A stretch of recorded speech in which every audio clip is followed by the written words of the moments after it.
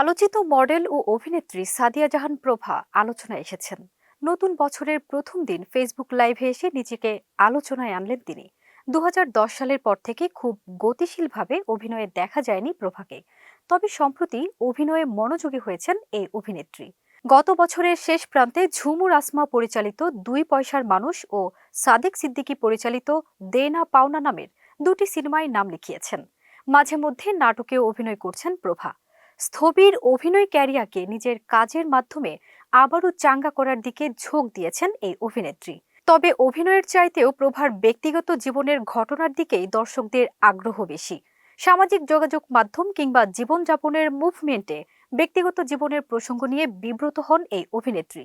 সেসব বিষয়ে জবাব দেওয়ার জন্যই সেই ফেসবুকে লাইভে এসেছিলেন প্রভা। প্রসঙ্গক্রমে বিয়ে সন্তান নিয়ে লাইভে প্রভা বলেন, বিয়ে কবে হবে, হচ্ছে না কেন, বাচ্চা নিচ্ছেন না কেন, ডিভোর্স হলো কেন?